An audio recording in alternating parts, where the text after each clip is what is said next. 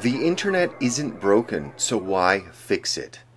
Less than 6 weeks. We have less than 6 weeks until Barack Obama, in a feat of legislative fiat, signs away American custodianship of the internet and places it in the hands of an international organization, possibly the UN.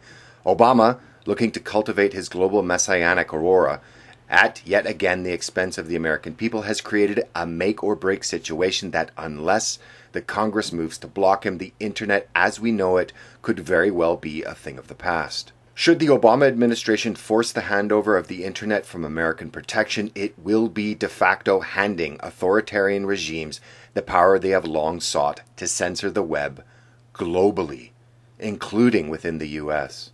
U.S. control over the internet's basic functions have kept the web free for Americans and the entire world, and Obama moves to end this. Firstly, what exactly is Obama handing over?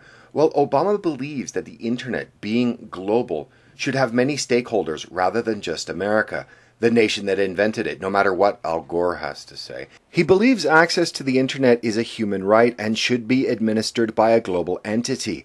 The transition will reassure the global community that the U.S. is not trying to manipulate the internet for its own economic or strategic advantage, according to Cameron Carey, a fellow at the Brookings Institution and the former acting Commerce Secretary. It's also to deflate some of the global anger of the Snowden disclosures. He wants America to surrender the root zone file of the internet, or the Internet Corporation for Assigned Names and Numbers, or ICANN, which translates numerical codes into internet addresses. For example, you can type in blackpigeonspeaks.com and you can go there instead of typing in 100 or 1,000 string of numbers.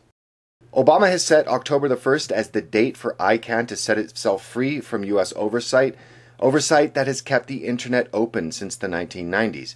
And why is this a problem? Well, if the U.S. loses control over ICANN, and should countries like China, Russia, or Iran be able to gain significant control over this new organization, their government interests would allow this organization the ability to censor the internet in the U.S. much the same way they do in their own. The Wall Street Journal, in particular, is adamant in its opposition to Obama's unilateral surrender of American control, and is clear that the internet isn't Mr. Obama's to give away. Actually, in a bizarre twist of patriotic fervor, the normally globalist Wall Street Journal, the Heritage Foundation, and even Bill Clinton have all taken a decidedly pro-American policy position. In fact, Clinton warns that other countries have been trying to take this authority from the U.S.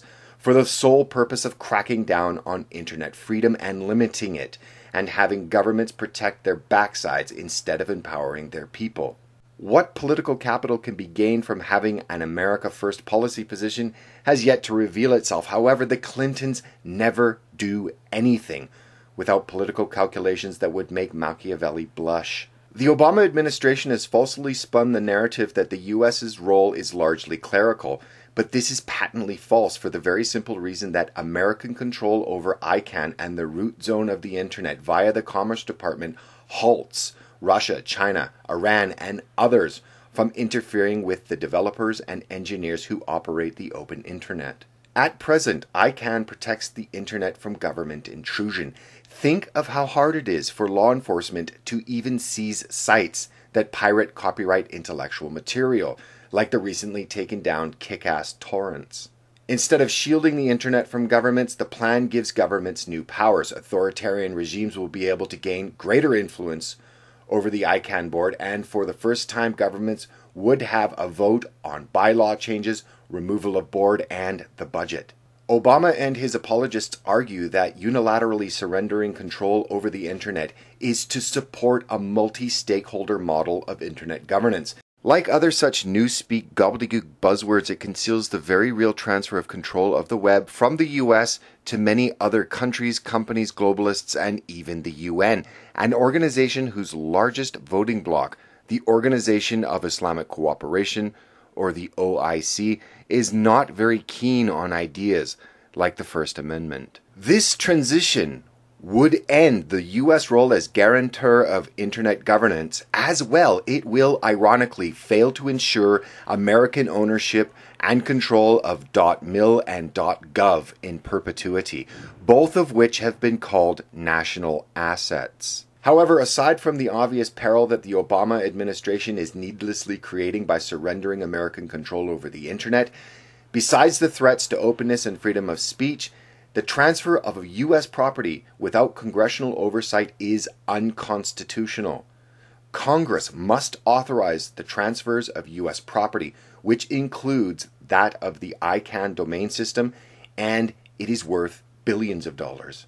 And this is the catch. Even if retroactively, sometime in the future, the courts rule that Mr. Obama's unilateral surrender of ICANN violates the separation of power, by that time, there will be no ability for recourse, as the contract will have been voided and gone forever. It would seem in the twilight of his presidency that Obama, by willingly handing over the internet to the adversaries of the United States, is working toward diminishing American power and prestige. Obama, having admittedly done very little of note with his presidency and has of late been hopscotching around the world attempting to build a legacy for himself, well, he's mostly engaged in benign actions, such as being the first U.S. president to visit Cuba since Calvin Coolidge did in 1928, or be the first U.S. president to visit Hiroshima, a city devastated by an American atomic attack. However, the ceding of ICANN is not only perilous for the United States, but all countries that value freedom of speech, as well as an open internet. The U.S. has served the critical role as guarantor against censorship and threats to the internet. Thus, Obama has now created a situation where global commerce,